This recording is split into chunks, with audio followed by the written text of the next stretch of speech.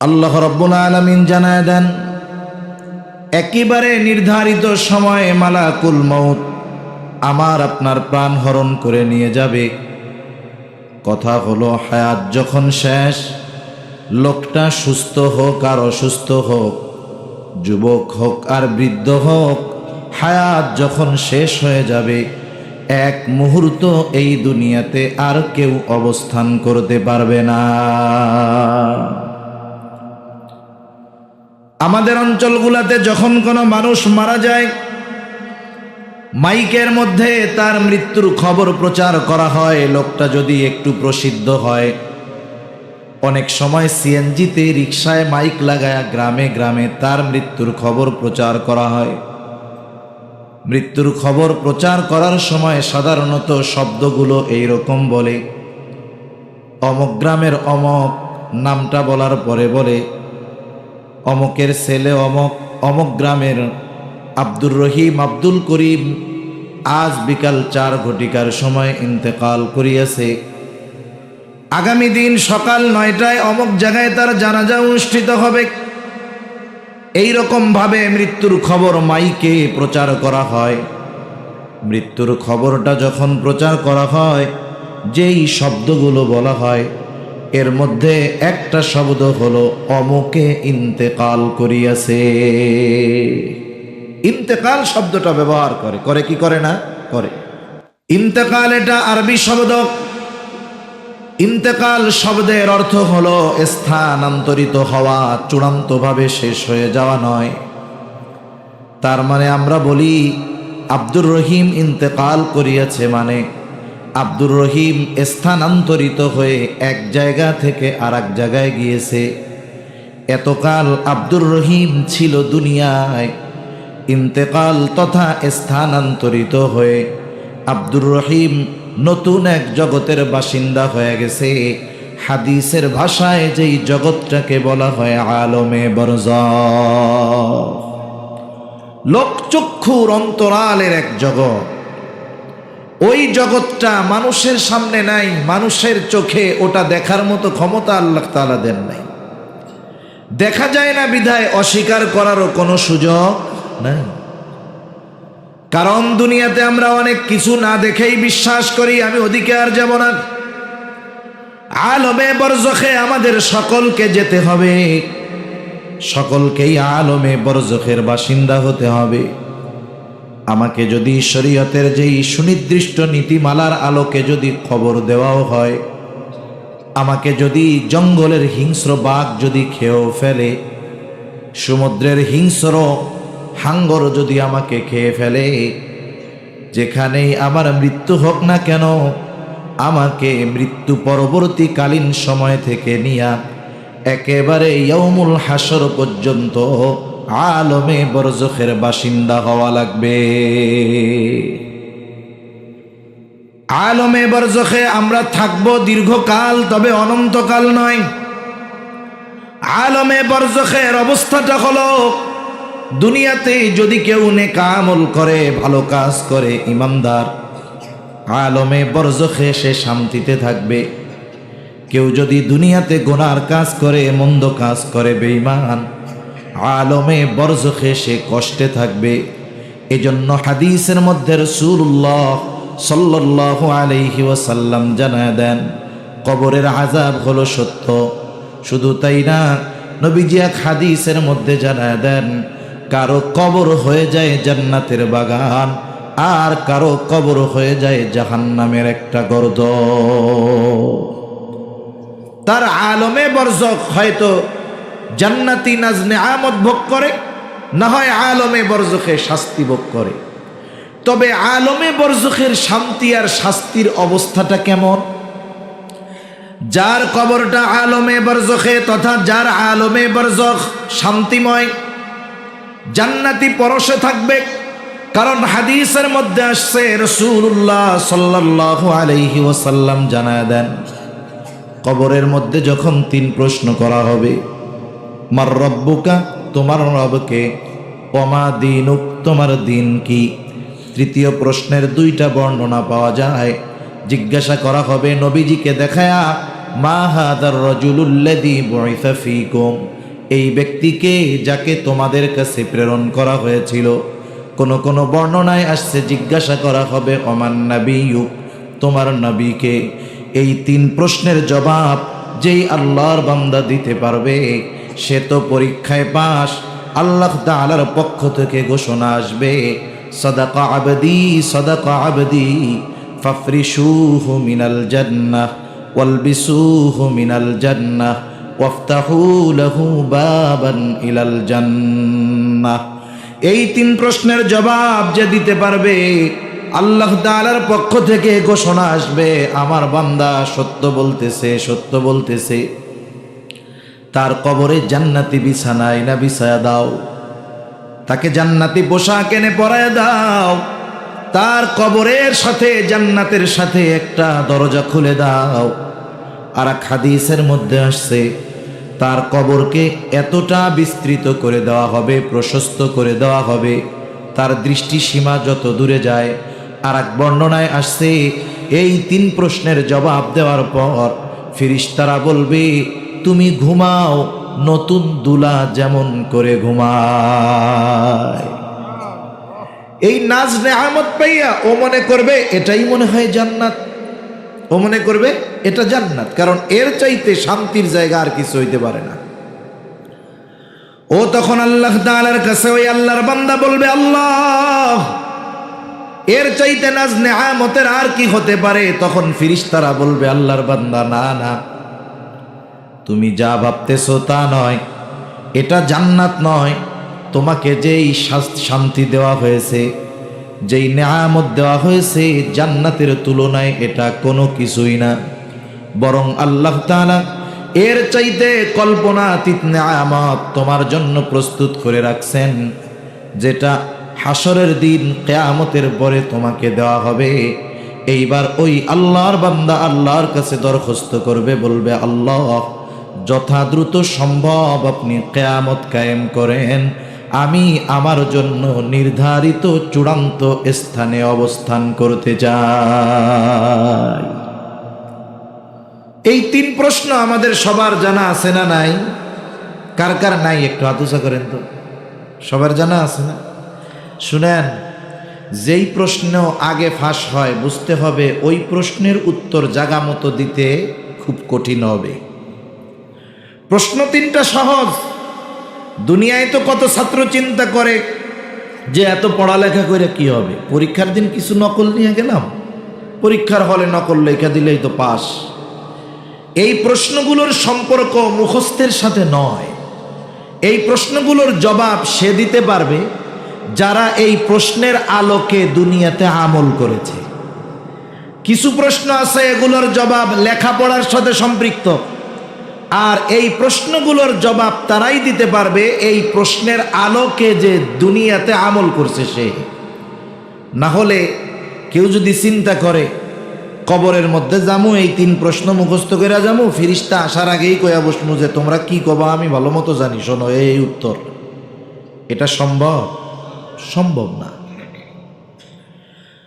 আর যাকে ওই 3 প্রশ্ন করা হবে জবাব দিতে পারবে না, আল্লাহ তাআলার পক্ষ থেকে ঘোষণা আসবে, কাযাবা আবদি কাযাবা আবদি ফাফরিশুহু মিনান নার ওয়ালবিসুহু মিনান নার ওয়াফতাহু লাহু বাবান ইলান নার। ঘোষণা আসবে, আমার এই বান্দা মিথ্যা বলেছে, তাকে জাহান্নামের আগুন এনে, আগুনের বিছানা এনে তার কবরের মধ্যে বিছায়া দাও, আগুনের পোশাক এনে তাকে পরায়া দাও, তার কবরের সাথে জাহান্নামের সাথে একটা দরজা খুলে দাও। নবীজি বলেন তার কবরকে এত সংকীর্ণ করে দেওয়া হবে, 2 দিকের মাটি তাকে এমনভাবে চাপ দিবে, এক পাজরের হাত অপর পাজরের মধ্যে ঢুকে যাবে। হাদিসের মধ্যে কবরে আরো বিভিন্ন শাস্তির কথা আসছে, আমি আর ওদিকে যাব না। কবরের মধ্যে এই শাস্তি যখন সে পাবে সে মনে করবে এটাই মনে হয় জাহান্নাম, কারণ এর চাইতে কঠিন শাস্তি আর কোনো কিছুই হতে পারে না। ফেরেশতারা তাকে জানাবে, তুমি যা ভাবতেছো তা নয়, জাহান্নামের শাস্তির তুলনায় তোমাকে একেবারেই অতি সামান্য শাস্তি দেওয়া হয়েছে।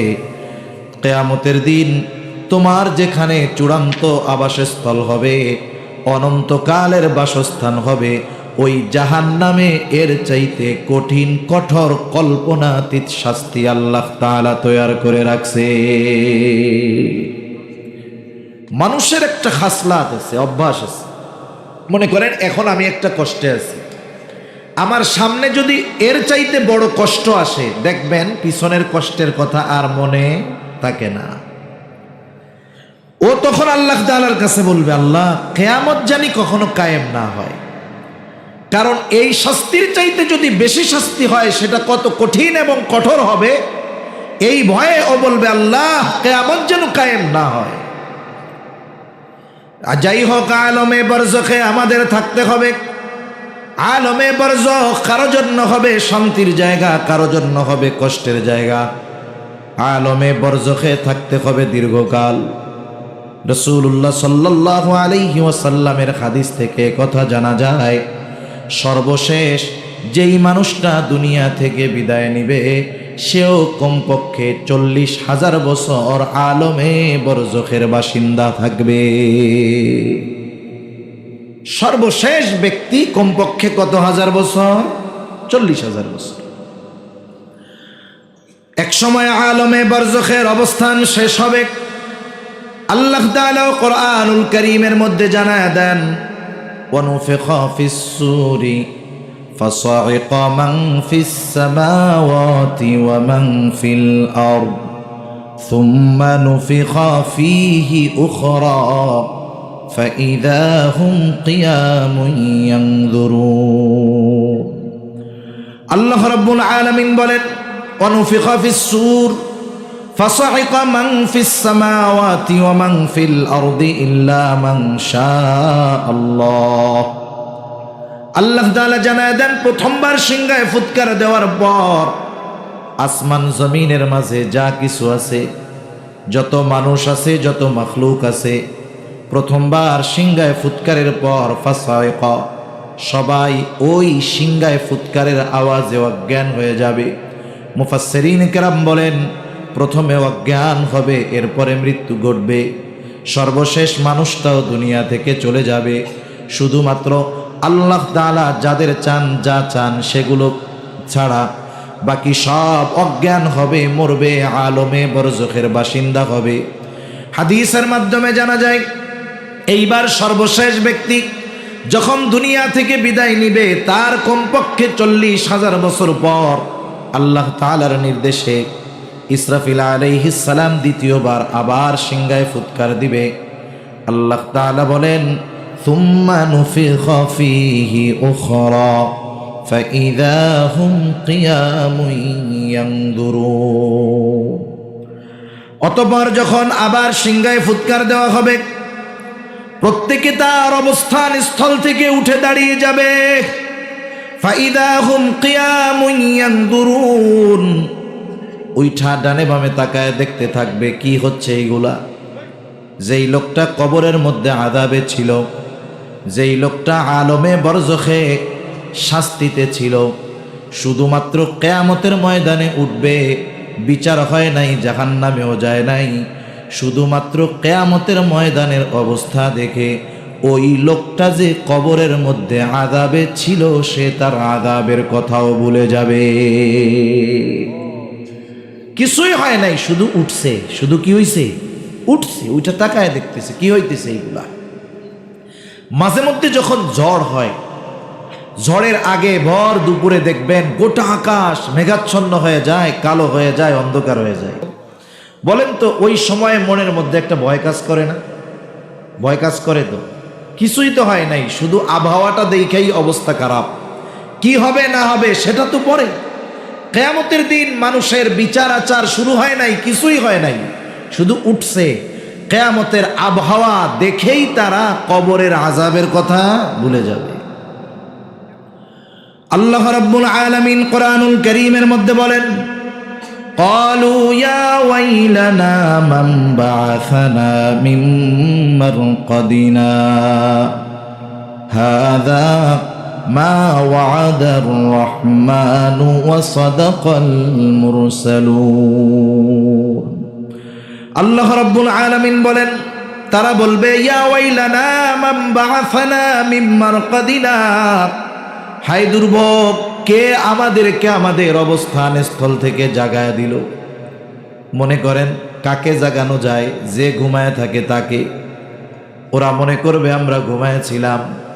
মুফাসসিরিনে কেরাম বলেন, তাদের এই কথার জবাবে মুমিনরা অথবা ফেরেশতারা বলবে হাদা মা ওয়াদার রহমান ওয়া সাদাকাল মুরসালুন, এটাই তো হলো সেই দিবস যেই দিবসের ওয়াদা, যেই দিবসের প্রতিশ্রুতি যিনি দিয়েছেন তিনি কে? এই দিবসের ওয়াদা দিয়েছেন আল্লাহ, আর এই দিবসের সত্যায়ন করেছেন রাসূলগণ। ওয়া সাদাকাল মুরসালুন, যত নবী রাসূল এসেছেন উম্মতদেরকে দাওয়াত দিয়েছেন, দুনিয়ায় ভালো কাজ করো, নেক কাজ করো, ঈমান আনো, গুনাহ থেকে বাঁচো, কিয়ামতের দিন হিসাব নিকাশ হবে, জান্নাতে যাইতে পারবা। আর যদি মন্দ কাজ করো, গুনার কাজ করো, কিয়ামতের দিন তোমার গোটা হায়াতের সব কিছুর হিসাব আল্লাহ তাআলা নিবেন। ওই দিবসের ওয়াদা আল্লাহ দিলেন, সাথে সাথে ওই দিবসের সত্যায়ন সব রাসূলগণ নবীগণ উম্মতের জন্য করছেন। ঠিক কিনা বলেন? ওই দিনের অবস্থাটা কত ভয়াবহ বোঝানোর জন্য বলি। আয়েশা সিদ্দিকা রাদিয়াল্লাহু তাআলা আনহা থেকে বর্ণিত হাদিস, নবীজি সাল্লাল্লাহু আলাইহি ওয়াসাল্লাম বলেন, কিয়ামতের দিন সকলে বিবস্ত্র অবস্থায় উঠবে, কারো গায়ে পোশাক থাকবে না। আয়েশা সিদ্দিকা রাদিয়াল্লাহু তাআলা আনহা বলেন, ইয়া রাসূলুল্লাহ, মানুষেরা বিবস্ত্র অবস্থায় উঠবে, একজন কি আরেকজনের দিকে তাকাবে না? নবীজি বলেন, আয়েশা, মানুষ এতটা ভীত সন্ত্রস্ত থাকবে, চিন্তিত থাকবে যে একজন আরেকজনের দিকে তাকানোর বিষয়টা চিন্তাও করবে না। এখন তো আমরা কোনো জিনিস দেখলে অবাক নয়নে, অপলক নয়নে চেয়ে থাকি। যদি নিজের পছন্দের জিনিস হয় ওরকমও বলি, মন চায় 1000 বছর হায়াত পাইলে শুধু তাকাইয়াই থাকতাম। কিন্তু কিয়ামতের ময়দানে কেউ কারো দিকে তাকানোর চিন্তা পর্যন্ত করবে না, এতটা ভীত থাকবে মানুষ।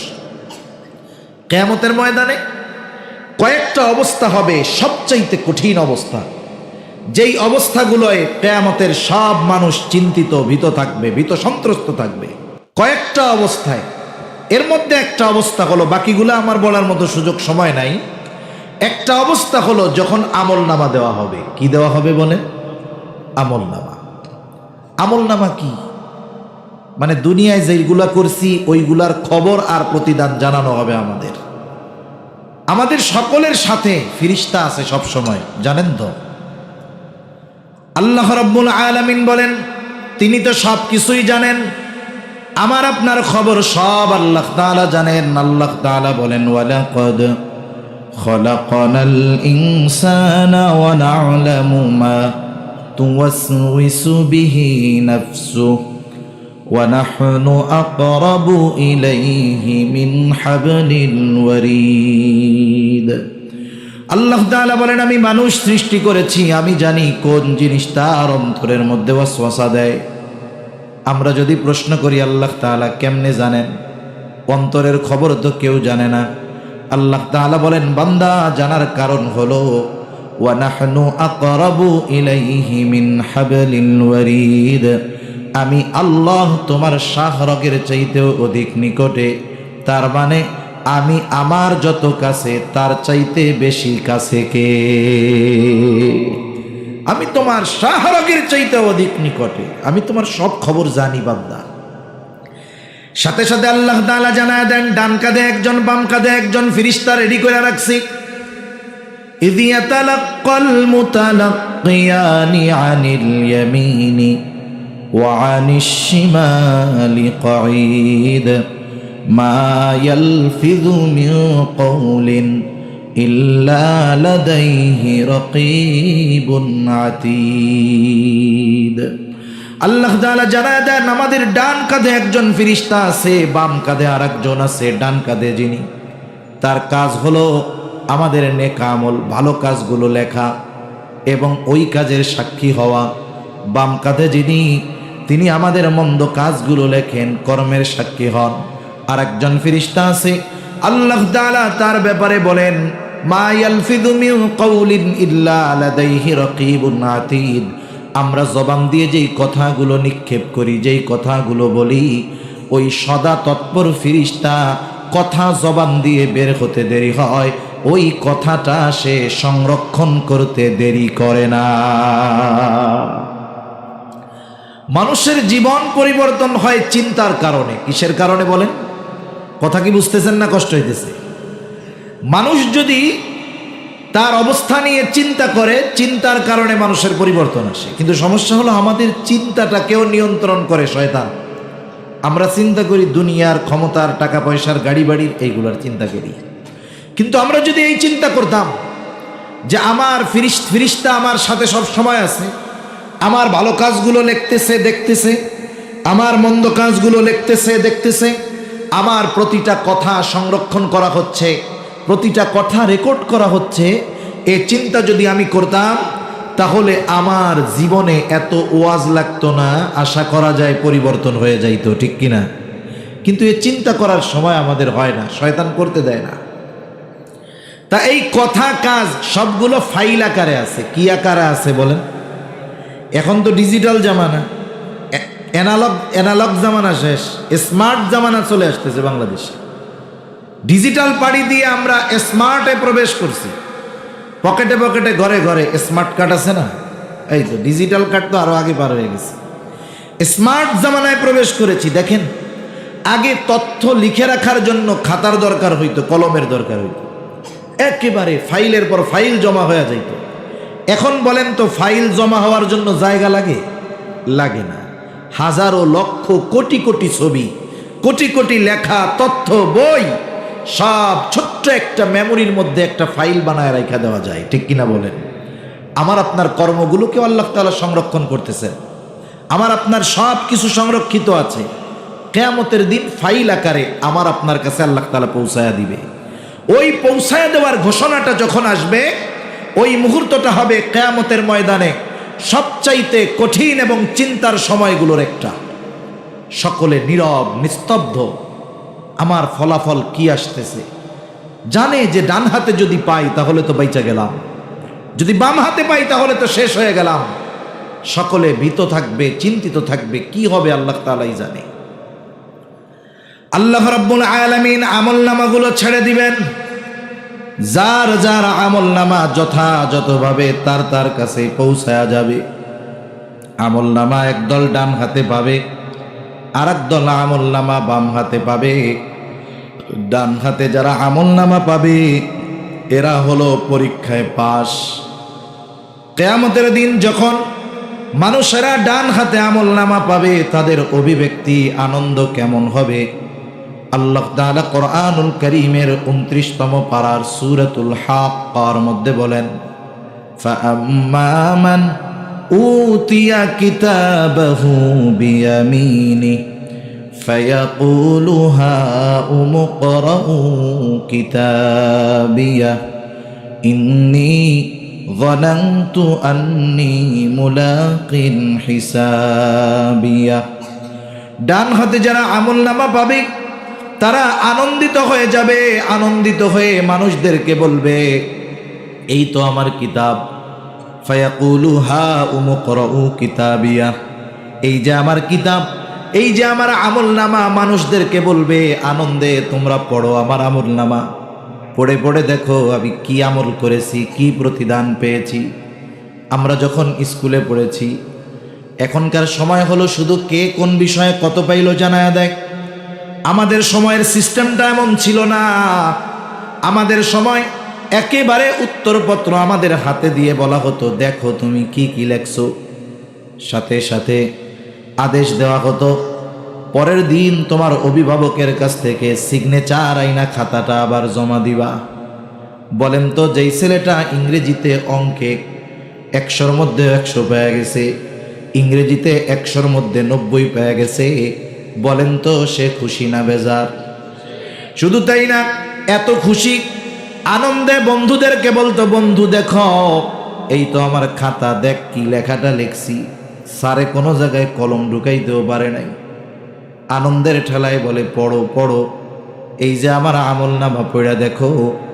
কেমন যেন আমল নামা পড়তে বলার সাথে সাথে ডান হাতে আমল নামা পাবার কারণগুলো সে বলে দিবে। কারণটা কি? সে বলবে ইন্নী যানানতু আন্নী মুলাকিন হিসাবিয়া। আমি ডান হাতে কেন আমল নামা পাইলাম শুনো, কারণ আমি এই ব্যাপারে দৃঢ় ধারণা পোষণ করতাম, অর্থাৎ আমি এই ব্যাপারে দৃঢ়ভাবে বিশ্বাস রাখতাম আমাকে আমার কর্মের হিসাব দিতে হবে, আল্লাহ তাআলার সামনে হিসাবের কাঠগড়ায় আমাকে দাঁড়াতে হবে।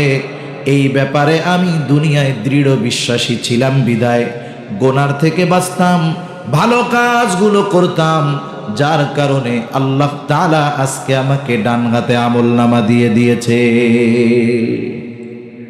তাহলে ডান হাতে আমলনামা পাবে কারা? দুনিয়াতে ভালো কাজ করবে এবং গোনা থেকে বেঁচে থাকবে যারা, তারা ডান হাতে আমলনামা পাবে। আর একদল আমলনামা পাবে বাম হাতে। কোন হাতে? যারা বাম হাতে আমলনামা পাবে, আল্লাহ রাব্বুল আলামিন তাদের অভিব্যক্তি কি হবে আল্লাহ তাআলা সেটাও বলেন। وَأَمَّا مَنْ أُوتِيَ كِتَابَهُ بِشِمَالِهِ فَيَقُولُ يَا لَيْتَنِي لَمْ أُوتَ كِتَابِيَهْ وَلَمْ أَدْرِ مَا حِسَابِيَهْ।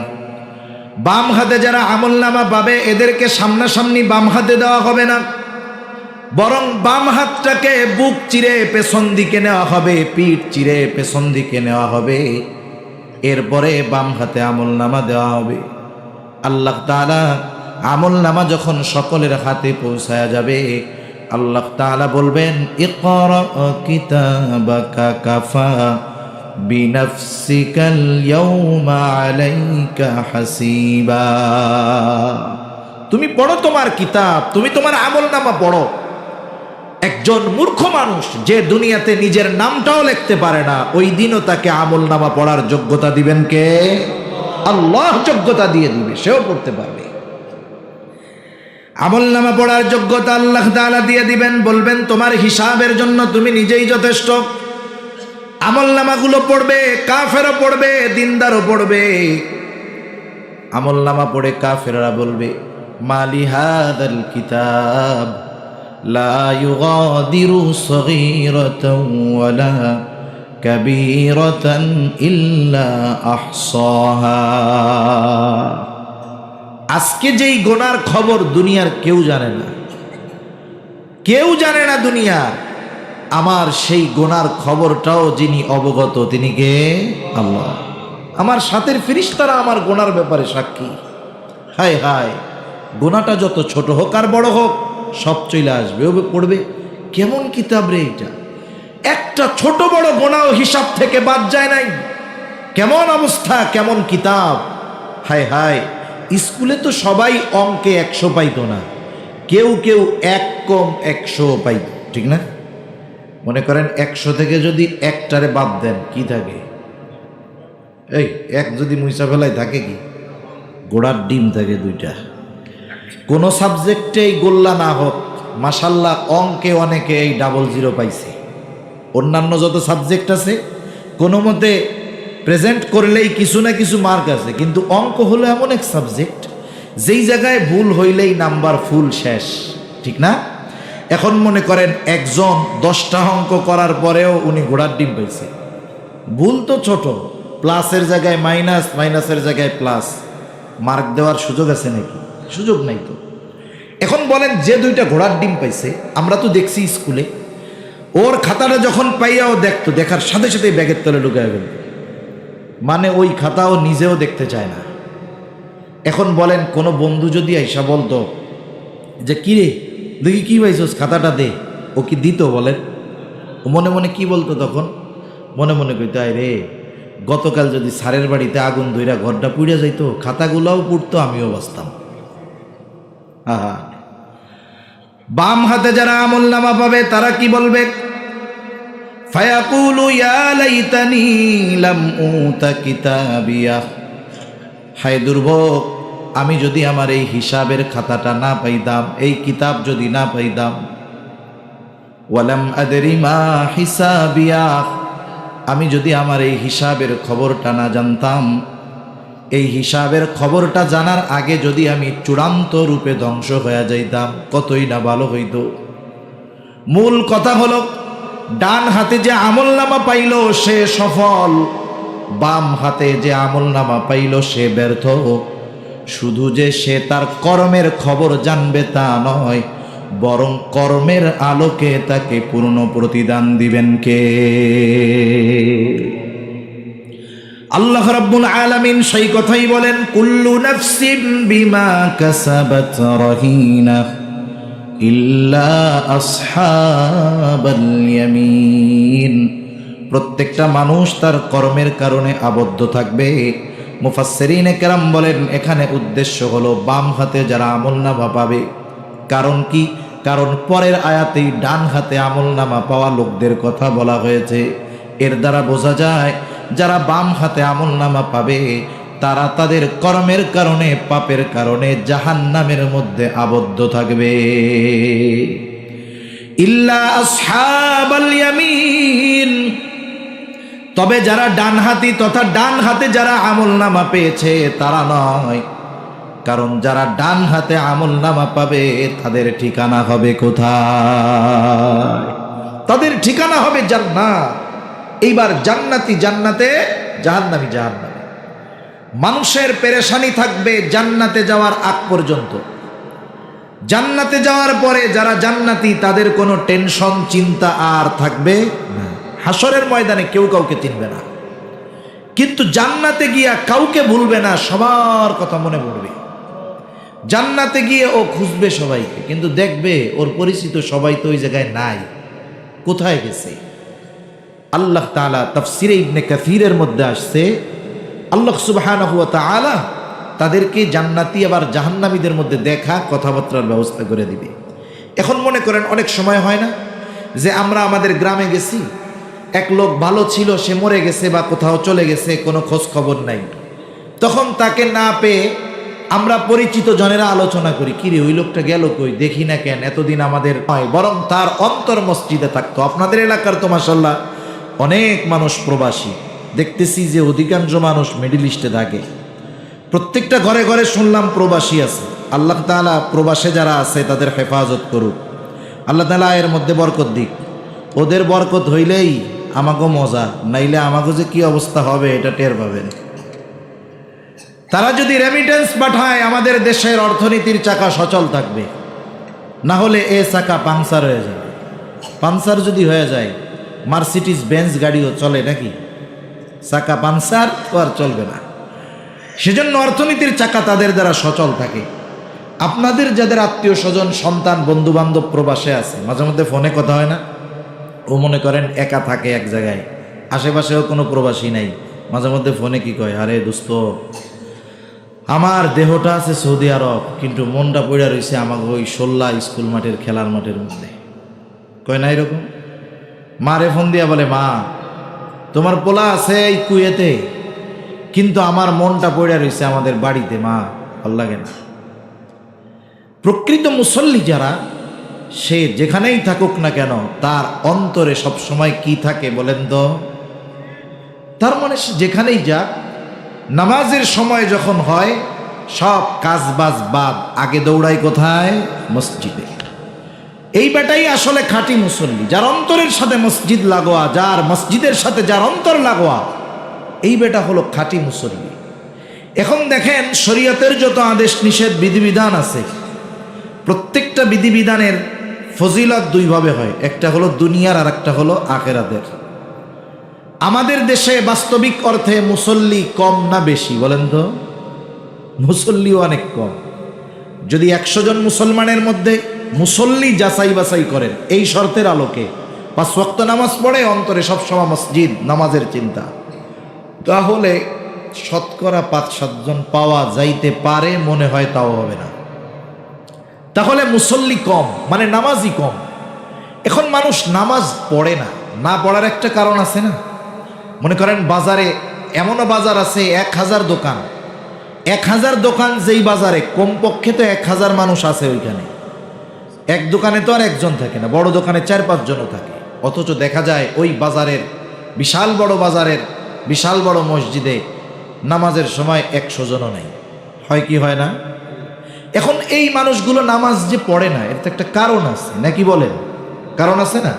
যে কারণগুলো আছে, এই কারণগুলোর মধ্যে অন্যতম একটা কারণ, মানুষ তার জীবিকা উপার্জন করার ব্যস্ততায় নামাজ পড়ার টাইম পায় না। অনেক নামাজি মানুষকে জিজ্ঞাসা করবেন, ভাই নামাজ পড়েন নাকি? আরে ভাই, সিএনজি চালাইয়াই তো টাইম পাই না, নামাজ পড়বো কোন সময়? রিক্সা ভ্যান চালাইয়াই তো ব্যস্ত, নামাজ পড়বো কোন সময়? দোকানদারে কাস্টমারের ভিড়ে বলে নামাজ পড়ার টাইম নাই, নামাজ পড়বো কেমনে? কৃষক বলে কৃষিকাজ করেই তো জীবন যায়, নামাজ পড়বো কোন সময়? এখন বলেন, যত কাজ কর্ম, চাকরি, ব্যবসা বাণিজ্য মানুষ কি শখে করে নাকি রিজিকের জন্য করে? একটু জোরে বলেন, কিসের জন্য করে? জীবন উপকরণের জন্য করে। বাংলা কথা আর কি, রিজিক তো আরবি শব্দ, জীবন উপকরণের জন্য করে। এখন বলেন তো, রিজিকের মালিক কে? আর একটু জোরে বলেন, কে? আল্লাহ। এখন বলেন, রিজিকের মালিক যদি আল্লাহ তাআলা হয়, এ বিশ্বাস যদি থাকে, তাহলে রিজিক পাওয়ার পদ্ধতি, রিজিকের মালিক যেটা বলছে ওইটা বাদ দিয়া আমরা যদি রিজিক তালাশ করি, রিজিক পাওয়া যাবে? পরিশ্রম হবে, কর্ম হবে, কিন্তু চাহিদা মোতাবেক রিজিক পাওয়া যাবে। কর্মের সাথে সাথে রাজ্জাকের ফরমান যদি মানা হয়, তাহলে রিজিকের জিম্মাদারি নেবেন কে? একটু খেয়াল দিয়ে শোনেন, অনেক ফজিলতের কথা বলা যাবে, নামাজের দুনিয়ার একটা ফজিলতের কথা শোনেন। আমি আপনি যদি নিজে মুসল্লি হয়ে যাই, ঘরের মানুষগুলারে যদি মুসল্লি বানায় ফেলতে পারি, তথা নিজে নামাজি, ঘরের মানুষ নামাজি। রিজিকের মালিক কি বলে শোনেন, রিজিকের মালিক বলে, ওয়া'মুর আহলাকা বিস-সালাতি ওয়াসতাবির আলাইহা লা নাসআলুকা রিজকা। আল্লাহ তাআলা বলেন, তুমি তোমার অধীনস্থ যারা আছে তাদেরকে নামাজের আদেশ দাও, তুমিও তার উপরে অটল অবিচল থাকো। তার মানে ঘরের মানুষদেরকে মুসল্লি বানাও, নিজেও মুসল্লি হও। আল্লাহ তাআলা বলে, বান্দা, লা নাসআলুকা রিজকা, আমি আল্লাহ তোমার কাছে তো রিজিক চাই না, কিন্তু তুমি মুসল্লি, ঘরের মানুষ মুসল্লি, বান্দা চিন্তা করো না, মুসল্লি হওয়ার কারণে নাহনু নারযুকুকা, আমি আল্লাহ তোমাকে রিজিক দিয়ে দিব। আখিরাতের কথা একদিকে রাখেন, দুনিয়ার কথাটাই চিন্তা করেন, যে আল্লাহ তাআলা বলে, বান্দা নামাজি হও, আমি আল্লাহ তোমাকে রিজিক দিয়ে দিব।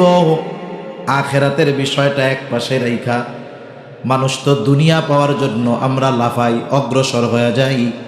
আপনি দুনিয়া পাওয়ার চিন্তায় মসজিদে ঢুইকা যান, আশা করা যায় যদি মসজিদের সাথে দিলের সাথে সম্পৃক্ত হয়ে যায়, ওই লোকটা এক সময় দুনিয়া পাওয়ার জন্য নামাজি থাকবে এমনটা নয়, বরং সে আল্লাহ তাআলার সন্তুষ্টি অর্জনের জন্য প্রকৃত মুসল্লি সে হয়ে যাবে।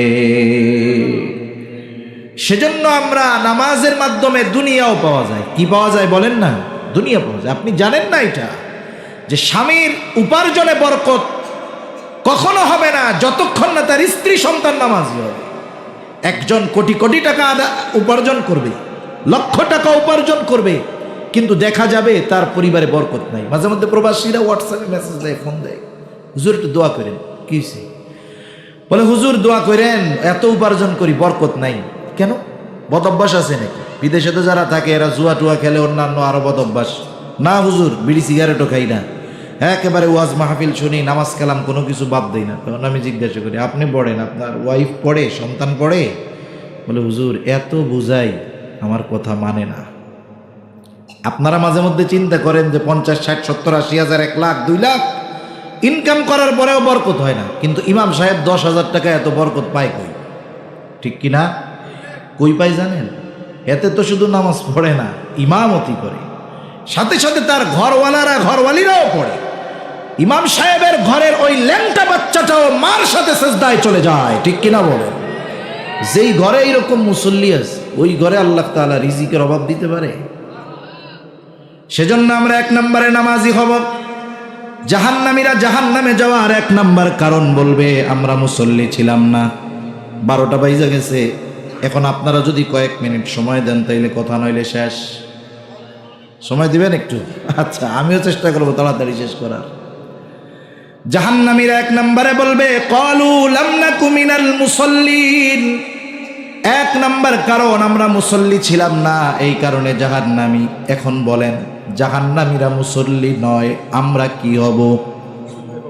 কি হব? আরো জোরে কোন কি হব? যারা মুসল্লি হইতে চান তারা বলেন কি হব? মুসল্লি হব। মুসল্লি হলে আখিরাতের লাভ, জাহান্নাম থেকে বাঁচা যায়। দুনিয়ায় রিজিকের ব্যবস্থা করেন কে? 2 নম্বর আল্লাহ তাআলা জানায় দেন জাহান্নামীরা তাদের জাহান্নামে যাওয়ার দ্বিতীয় কারণ বলবে ওয়ালাম নাকুনু তুইমুল মিসকিন। আমরা মিসকিনদেরকে খানা খাওয়াইতাম না। খানা খাওয়ানো এটা ফজিলতের কাজ। সাধারণভাবে খানা খাওয়ানো ফজিলতের কাজ, যদি সেটা শরীয়তের সাথে সাংঘর্ষিক কোনো বিষয় না হয়। আমাদের দেশে খানা খাওয়ায় অনেক জায়গায়, আমি তো আপনাদের এলাকার খবর জানি না। আমাদের এলাকায় অনেক জায়গায় খানা খাওয়ায়, মরার পরে 60 দিন পরে খাওয়ায়, অনেক জায়গায় 40 দিন পরে খাওয়ায়, অনেক জায়গায় বছরে বছরে খাওয়ায়। আছে না নাই? আসলে বাস্তবতা হলো এই খানাগুলা খাওয়ায় সামাজিক চাপে।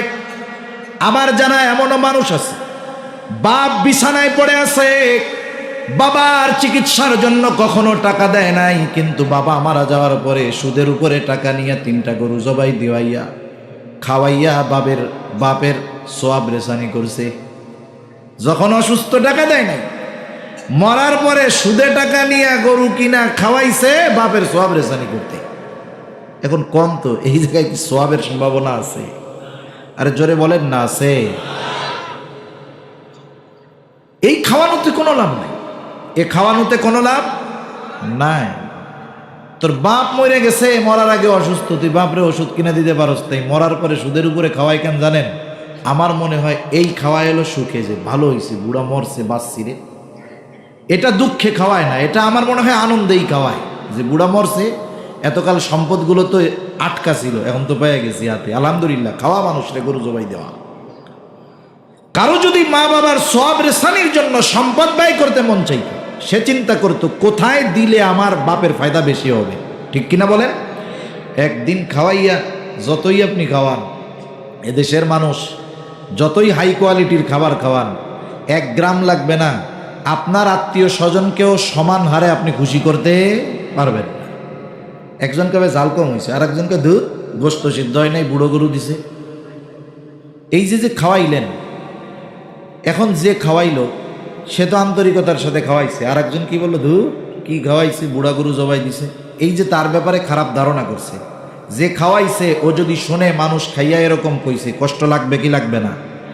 কতজন কত গীবত করবে, এই খাইয়া যাইয়াও গীবত করে। এটা আমাদের দেশের মানুষ পারে, অভ্যাস আছে। একটা গীবতের গোনা আর সারা জীবন মানুষকে খাওয়ানোর সোয়াব এক পাল্লায় দিলে গীবতের গোনা 12 হবে বেশি। এই জন্য অনেকে এই 40-4 দিনে খাওয়াইয়া সোয়াব তো বহুত দূর, নিজেও গোনা করে, পাবলিকরে দিয়েও গোনা করায়। সাথে সাথে এই খাবার যদি খাওয়াইতেই হয়, হকদার যারা তাদের খাওয়াইতে হবে। একেবারে মিসকিন গরিব জীবনে কোনোদিন গোস্তর ঘ্রাণ পায় না, কিন্তু আমরা এরকমও দেখি, মরার খাওয়ান খাওয়ায়, পাবলিক সব বাইরে খায়, আর ঘরের ভিতরে তেলওয়ালা যারা তেলওয়ালা, বুঝেন নাই, এগো পাতিল একটা নিয়ে কয়, বস খান, কত লাগবে খান। পারলে পাতিলের মধ্যে চঙ্গ দিয়া বলবে এর মধ্যে নাই গান। আর যারা গরিব অসহায় আছে, জীবনে গোস্ত খায় না, আসছে একদিন খাইতে, 1 পিস দিছে, তাও হাড্ডির সাথে গোস্তের কোনো গন্ধ নাই। আবার যদি কয় ভাই 1 পিস গোস্ত দেন না, কয় যা দিছি তাই খান, হলে ভাগ। তার মানে খাওয়ানোর হক যার, বা যে ওই খাবারের উপযুক্ত, তার এই দেয় না। খাওয়ায় গারে কোটিপতি, বড় বড় প্রভাবশালী সম্মানিত ব্যক্তিদের এই মরার খাবার খাওয়ায়। আর কিছু খাটাসরূপী মানুষ আছে, জীবনেও মনে হয় খায় নাই, ওই খাবার না খাইলে তার ভালো লাগে না। ওই খাবার কি যারা সামর্থ্য আছে তাদের জন্য খাওয়া ঠিক? এদের সাথে কাদের উপমা দিবেন? কষ্ট পায়ের না, আল্লাহ জানে কি হয়, যাওয়া যায় কিনা ঠিক মতো। এ খাবার খাওয়ার উপমা আমি কার সাথে দিব? মনে করেন একজন লোক একটা কুকুর পাচ্ছে, কুকুরে সুন্দর মতো গোস্ত, পোলাও, রোস্ট, কোরমা টোরমা খাওয়াইছে, খাওয়ায় কুকুরে বলছে, কুকুর তোরে এই সকালবেলায় এটা করালাম ব্রেকফাস্ট, সকালের খাবার, দুপুরে এর চাইতে ভালো আছে, কিন্তু শর্ত একটা, রাস্তায় যায় যদি পায়খানা দেখিস ওই জায়গায় কিন্তু মুখ দিবি না। আপনি বলেন তো, কুকুরে এই খাবার খাওয়াইয়া আপনি যদি সাইডা দেন, একটু পরে যদি ও পায়খানা দেখে ওই ভালো খাবার বমি করে ফেলাইয়া পায়খানায় মুখ দিবে, ঠিক কিনা কন? যাদের অ্যাবিলিটি থাকার পরেও ওই ধরনের খাবার খাওয়ার আশা করে বারবার, ওদের অবস্থা ওইটার মতো। কথা বুঝেন নাই? অবস্থা বাস্তবতা ওইটার মতো।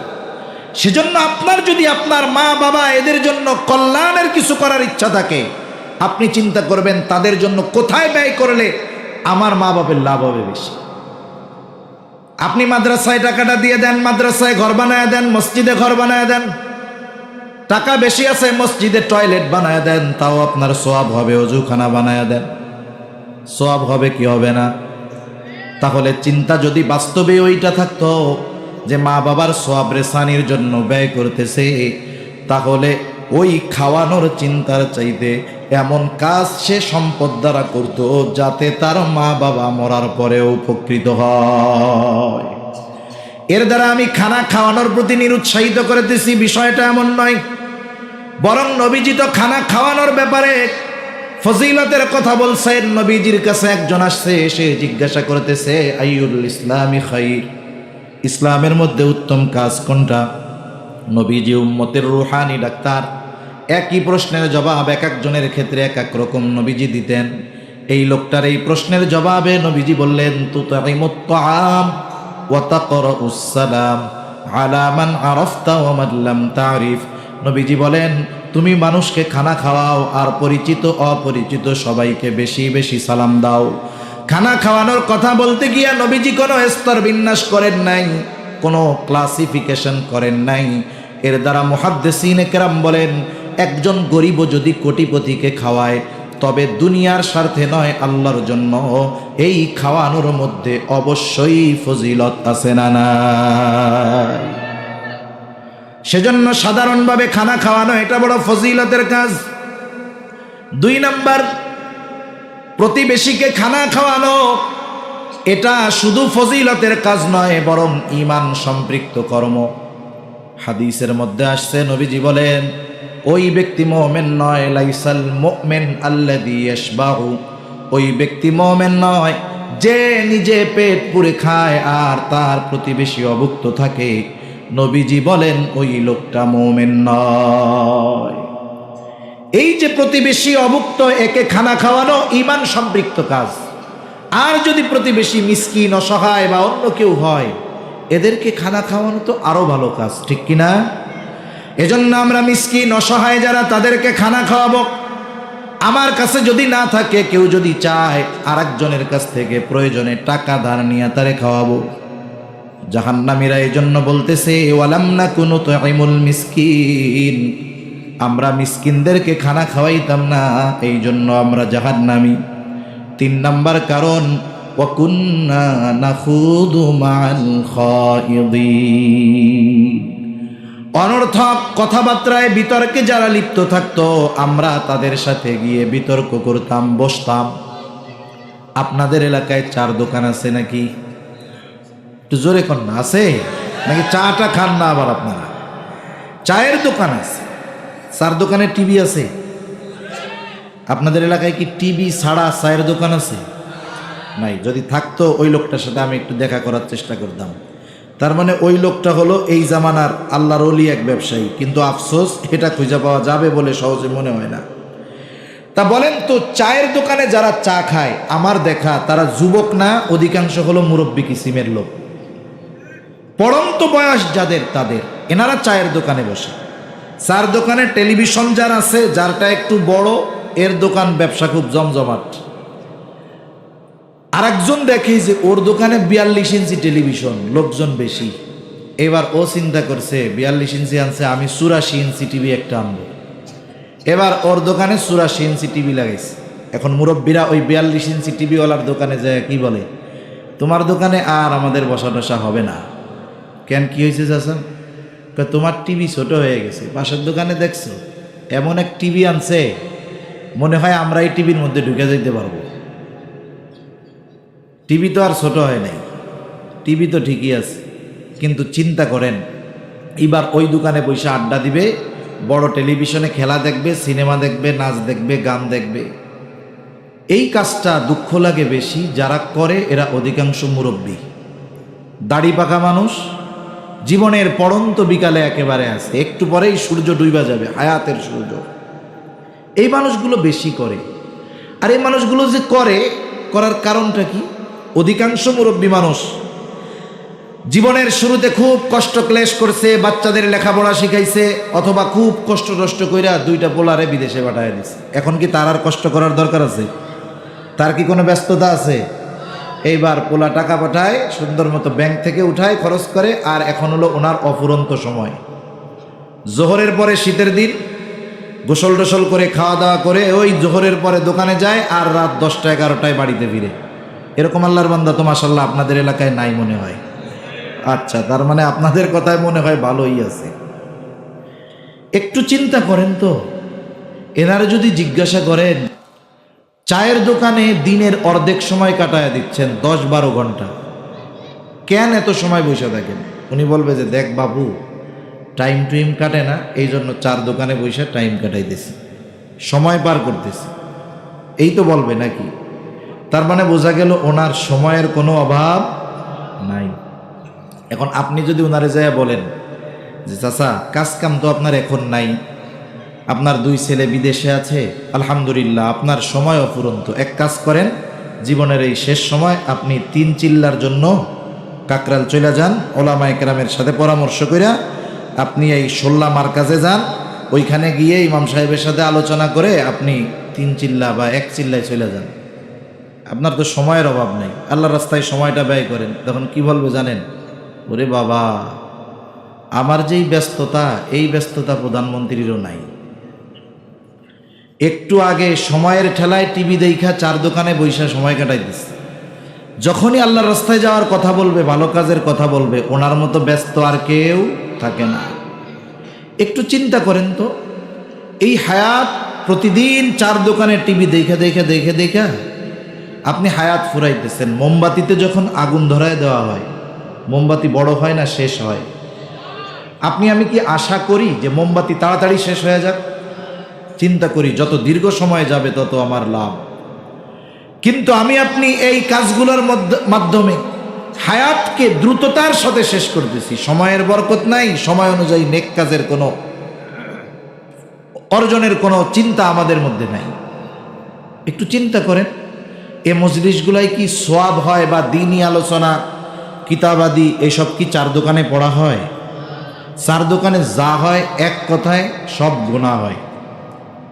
চা খাইতে খাইতে গীবত করে, অপবাদ দেয়, অপরের ব্যাপারে মিথ্যা তহমত দেয়, একবারে নজর দিয়া চোখের গোনা করতেছে মুরব্বী। আল্লাহ তাআলা সবচাইতে লজ্জা পায় ওই সময় যখন বুড়া মানুষে গোনা করে।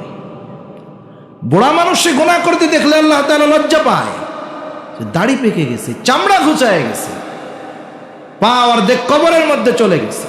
হায় হায়, এই লোক টিভি দেখা, গান দেখা, নাচ দেখা এই সময়কে অতিবাহিত করতেছে। কতজন এমন ভাবে দেখে, 40 বছর 30 বছর তো হায়াতের গেছে, আগে 60-70 বছর বয়স, 40 বছর পর্যন্ত কারেন্ট ছিল না, ডিশ ছিল না, টেলিভিশন ছিল না। 20 বছরের আগে এই জায়গায় ডিশের লাইন আসছে, তাহলে 50 বছরের টিভি দেখা কাজা আছে না? ওই কাজা কাফারা সহ টেলিভিশন দেখে বড় বড় চোখ দিয়ে এরকম টিভি দেখতেছে। হায় হায়, এই মজলিসগুলা হলো গুনার মজলিস। কিসের মজলিস বলেন? এই মজলিসগুলো পরকালে আফসোসের কারণ হবে যে কেন আমি ওইখানে সময় কাটাইছিলাম। সেজন্য বলি মুরব্বীরা, কষ্ট নিবেন না। আপনার সময় আছে, সময়টা আপনি মসজিদের মধ্যে কাটান, মাদ্রাসা আছে মাদ্রাসায় গিয়ে কাটান। মাদ্রাসায় পড়তে পারেন নাই, দাওয়াত ও তাবলীগে আপনি সময় দেন। নিজে কোরআন পড়তে পারেন না, পাশে মাদ্রাসা হেফজখানায় গিয়ে কোরআন শুনেন। কোন মাদ্রাসার শিক্ষক মুহতামিম আপনি গিয়ে যদি কোরআনুল কারীমের তিলাওয়াত শুনেন, আপনাকে বলবে না যে আপনি চইলা যান আর আইসেন না, বরং আপনারে চা নাস্তা খাওয়া বলবে চাচা প্রতিদিন আইসেন। নিজে কোরআন পড়তে পারেন না, কোরআনের মজলিসে বসেন। নিজে মাসলা মাসাইল জানেন না, জীবনের সময় আসছে ইমাম সাহেবের সাথে বৈশা সূরা কেরাত শিখেন, তালিবুল ইলম হয়ে যান। এই বুড়া কালে যদি তালিবুল ইলম হয়ে যান, শিখতে শিখতে যদি হায়াত শেষ হয়ে যায়, মৃত্যু যদি চলে আসে, এর চাইতে সৌভাগ্যের আর কি হতে পারে? সেজন্য এই ধরনের মজলিসগুলো থেকে আমরা বাঁচবো, কারণ এগুলো জাহান্নামে যাওয়ার কারণ হবে। 4 নম্বর কারণ হিসাবে তারা বলবে ওয়া কুন্না নুকাযযিবু বিয়াউমিদ্দিন। এখানে অবস্থা হলো দুইটা, একটা হলো আমরা কিয়ামতের ব্যাপারে গাফেল ছিলাম, আর একটা হলো কিয়ামতের ব্যাপারে আমরা অবিশ্বাসী ছিলাম। বিশ্বাস করত একদল, কিন্তু উদাসীন ছিল। এই কারণে তাকে দীর্ঘকাল জাহান্নামে থাকতে হবে। আর যদি কিয়ামতকে অস্বীকারী হয়, তাহলে কাফের, চিরতরে জাহান্নামের মধ্যে থাকতে হবে। কারণ ঈমানের ভিত্তিগুলোর মধ্যে একটা হলো ওয়াল ইয়াউমিল আখিরি, ঈমান আনতে হবে আখিরাতের উপরে। সুতরাং কেউ যদি পরকালকে অবিশ্বাস করে, অর্থাৎ মৃত্যু থেকে নিয়ে একেবারে এরপরে যা আছে, এই বিষয়গুলোর মধ্য থেকে কোনো একটাকে যদি সে অস্বীকার করে, সে জাহান্নাম, সে বেঈমান, তার ঠিকানা হয়ে যাবে জাহান্নাম। সেজন্য কিয়ামতের ব্যাপারে দৃঢ় বিশ্বাসী আমাদের হতে হবে। কারণ কিয়ামতের ব্যাপারে তথা জবাবদিহিতার দিবসের ব্যাপারে, আখিরাতের ব্যাপারে যার যত বেশি ভয়, দুনিয়ার কাজ তার তত সুন্দর। ওই যে শুরুর কথা, ডান হাতে যে আমলনামা পাবে, আমলনামা পাবার কারণ হিসাবে সে বলবে ইন্নী যানানতু আন্নী মুলাকিন হিসাবিয়া, আমি এই ব্যাপারে দৃঢ় বিশ্বাস রাখতাম যে পরকালে আমাকে আমার হিসাব আল্লাহ তাআলার সামনে দিতে হবে। এই জন্য মুরব্বী বাবারা, আমার যুবক ভাইরা, অনুরোধ করি, প্রতিদিন রাতে বিছানায় যাওয়ার পর, চোখে ঘুম আসার পূর্বে, আল্লাহ তাআলার সামনে হিসাব দেওয়ার আগে প্রতিদিন নিজের সাথে নিজে একটা হিসাব করব। এটাকে বলে মুহাসাবা। কি বলে বলেন না? নিজের সাথে নিজে হিসাব করব। সারাদিন কত ভালো কাজ করছি, নেকের কাজ করছি, গুনার কাজ করছি, একটা সামারি টান দিব, দেখবেন সামনে চলে আসবে যে আজকে আমার গুনার কাজ বেশি বা আজকে আমার নেকের কাজ বেশি। রাতটা হলো এমন এক জিনিস, বিছানায় যাওয়ার পরে যে রাতটা ওই শোয়ার পর থেকে তার চিন্তাধারা যেদিকে নিবে, রাতের গোটা চিন্তাধারা অবস্থা ওই দিকে তার যাবে। মোবাইল নিয়ে যদি শুরু করে, তাহলে আস্তে আস্তে খারাপের দিকে যাবে। আর যদি মরার ভয় নিয়ে চিন্তা করে, দেখবেন তাহলে তার হৃদয়ের অবস্থা অন্যরকম হবে। ঠিক কিনা বলেন? সেজন্য আমরা হিসাব করব। আল্লাহ তাআলার সামনে হিসাব দেওয়ার আগে নিজেরা নিজেরা হিসাব করব। যখন দেখেন কোনো প্রতিষ্ঠানে অডিট আসবে, হিসাব নেওয়ার জন্য আসবে, এর আগে যারা হিসাবের দায়িত্বে থাকে 15-20 বার হিসাব করে যে ওই ব্যক্তির সামনে আমার হিসাবগুলো পেশ করার আগে আমি বারবার রিভিশন দেই। অমুক মোহতামিম সাহেবের কাছে গিয়া বলে, হুজুর দেখেন তো হিসাবটা ঠিক আছে নাকি। বাংলা স্যারের কাছে গিয়া বলে, দেখেন তো হিসাবটা ঠিক আছে নাকি। আবার এলাকার শিক্ষিত আরেকজনের ডাক দিয়ে বলে, ভাই দেখেন তো হিসাবটা ঠিক আছে কিনা। সে বারবার নিজের হিসাবটা বারবার করে। কেন করে? কারণ চূড়ান্তভাবে যার সামনে হিসাব দিতে হবে, তার সামনে গিয়ে জানি হিসাবে ভুল বের না হয়ে যায়। ঠিক কিনা বলে? সেজন্য এখন হায়াত আছে, সুস্থ আছি, আমল করার সুযোগ আছে। যদি এই সুযোগকে কাজে না লাগাই, মৃত্যুর পরে আফসোস হবে, তবে কিন্তু কিছু করার থাকবে না। একটা আয়াত বইলাই শেষ করে দেই। মানুষ যখন মারা যাবে, যারা ভালো মানুষ, দিনদার, তারা তো ভালো, তাদের তো আর কোনো টেনশন নাই। কিন্তু যারা গুনাহগার, যারা এই সময়টাকে চায়ের দোকানে, টেলিভিশনে, মোবাইলে গুনার কাজে কাটায় দিলাম, ভালো কাজ করলাম না, নারী হোক আর পুরুষ হোক, ওই নারী অথবা পুরুষ মৃত্যুর পরে আফসোস করে। কি করে বলেন না? জোরে বলেন, কি করে? ওই আফসোস, যে গোসল করায় সে হয়তো শুনে না, যে কাফন পরায় সেও শুনে না, জানাজা যে পড়ায় সেও শুনে না, সর্বশেষ যিনি কবরে নামান তিনিও শোনেন না। কিন্তু ওই আফসোস যে সে করে, এ খবর আমাদের জানাইছে কে? আল্লাহ তাআলা জানাইছে। হায় রে, ভালো কাজ করে নাই, নেক আমল করে নাই, সম্পদ ছিল দান সাদকা করে নাই, এই যে সময়টাকে নিজে খেলায় খেলায় কাটায় দিছে। ওই লোক মরার পরে বলে, ফায়াকুলা রব্বি লাউলা আখারতানি ইলা আজালিন করিব। ওই ব্যক্তি তখন বলে, ও আমার রব, লাউলা আখরতানি ইলা আজালিন করিব ফাআসাদদাক ওয়া আকুম মিনাস সালিহিন। যদি আমাকে একটু সামান্য সময়ের জন্য পুনরায় অবকাশ দেওয়া হইতো, আবার যদি একটু হায়াত আমাকে দেওয়া হতো, সময় আমাকে দেওয়া হতো, আমাকে যদি দুনিয়ায় একটু ফিরে যাওয়ার সুযোগ দেওয়া হতো, ফাআসাদদাক ওয়া আকুম মিনাস সালিহিন, আমি দান সদকা করতাম, সৎ কর্ম করে আমি সৎ কর্মশীলদের অন্তর্ভুক্ত হয়ে যাইতাম।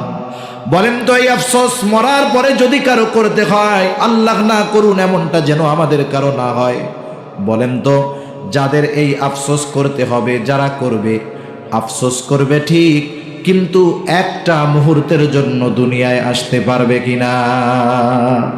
সুতরাং আমাদেরকেও জানি ওই আফসোসকারীদের তালিকায় অন্তর্ভুক্ত না হতে হয়, এজন্য হায়াত থাকতে এই কাজগুলো করবো তো ইনশাআল্লাহ।